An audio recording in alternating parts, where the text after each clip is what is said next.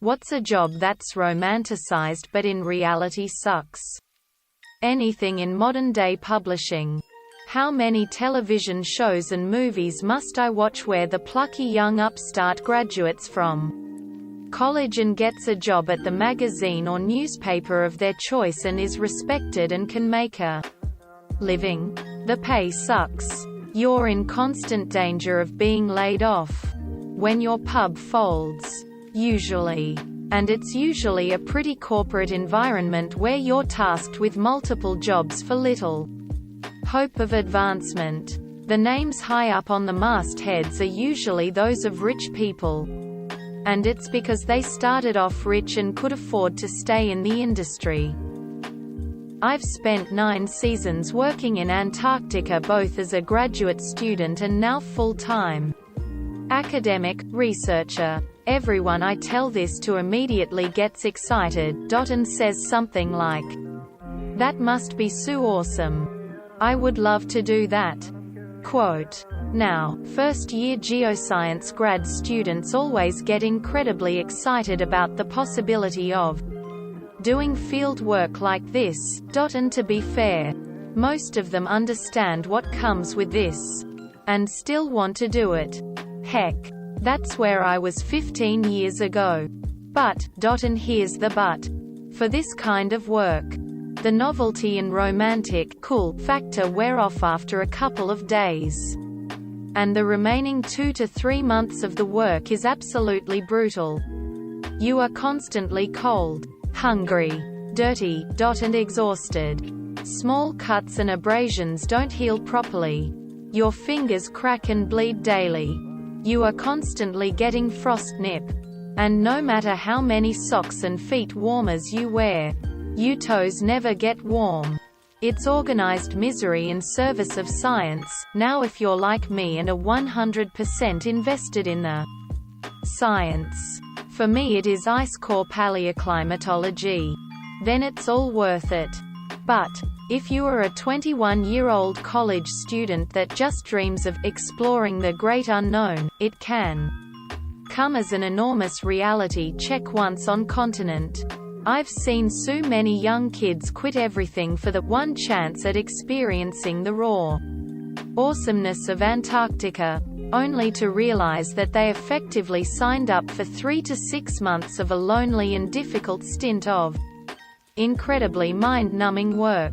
So many of the young workers, especially in McMurdo, will sign up to do anything just for the chance to get to Antarctica.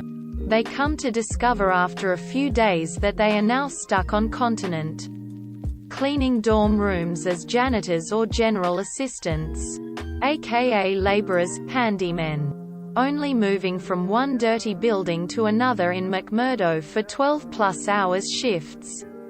What's worse is they watch all the scientists coming through, gearing up for ridiculous deep field deployments, while they are stuck in the stinky diesel town of McMurdo. It can make them incredibly jaded and jealous. Sure, the view across the McMurdo Sound to the Royal Society Range and Mt. Discovery are beautiful. But my point is again that the novelty wears off quickly. I was stuck once in McMurdo for 18 days waiting to deploy. And I nearly went crazy. There's only so many times you can run the 5K loop around Discovery Point before it gets old. There's a reason why there are not 1, but 2 bars in McMurdo, and why every bathroom has bins full of condoms. People get lonely and depressed there. So, all this is to say, I definitely love what I do, and love remote field work and the science that comes with it.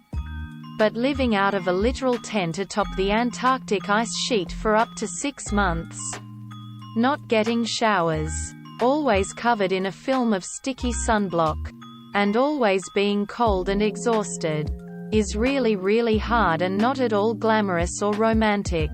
I'm certainly a sentimental guy, and have taken thousands of amazing landscape and scenic photos from my deployments.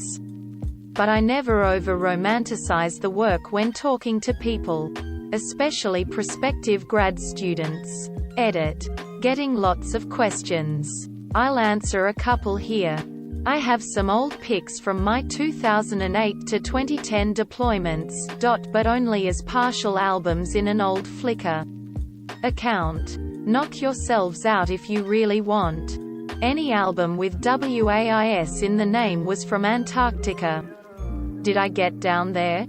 I was in graduate school studying glaciology, paleoclimatology, and in some sense, geophysics. I deployed as part of a big NSF grant to extract and study an ice core record. I actually went back in 2015 to South Pole to work on that core as well.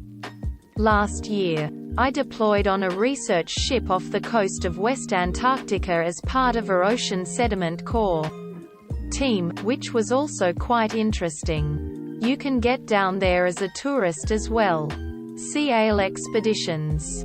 But it'll cost you over $10K. The most amazing place I visited was the area around Union Glacier to work on remote seismic and GPS stations. We flew all over to tiny exposed rocks in the middle of nowhere. It was quite surreal. Most of those pics are here. Watch The Thing at least once a season, as is tradition. My little claim to fame factoid is that technically I was the first person to reach the South Pole.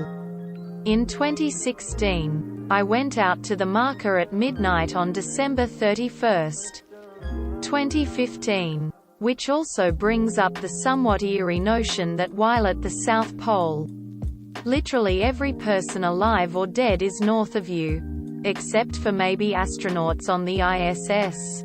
While at South Pole, I successfully completed the first every 50-mile running ultramarathon in -40°C temps. It was insanely stupid, but still kind of fun. See also here. What's my job now? I still do research, but now I mostly teach at a university and work with grad students. See here. Raising livestock. Everything about it is so much rougher than any book, show, or movie lets on. You have many days that go by swift and easy. Then you're hit with an emergency that makes 3 hours feel like a week. Don't like thinking about death. Then why are you buying animals who are one bad moment away from you having to make the hardest decision you never knew was an option? Fun anecdote. I have a neighbor who moved his family from the city and decided to buy some dairy calves. Now, dairy calves are generally cheaper to acquire than they should be. So before long they've got 5 little guys in a half-acre pen. They call me up one day and say that they're sick and ask if I can take a look. So, I head on over and see 4 half-starved calves laying in the sun. And a 5th dead one. They've dug a 2-foot deep hole and are preparing to bury the dead little guy. I check them all out. And they're severely dehydrated and starving. I ended up having to put electrolytes into them using an esophageal feeder, as well as treating one for pneumonia. Trying not to lose my temper, I ask them what they've been feeding them. Oh, we figured they could eat the grass. A guy at a store said they should be old enough now. Those calves were not even 3 months old. Pro tip. That's far too young to be weaned from a bottle. So I bit my tongue and told them they needed bottles for at least another 2 months. It took me half a day of working with them. But all 4 surviving calves lived. Plus I explained to them that no, you don't bury an animal in 2 feet of dirt.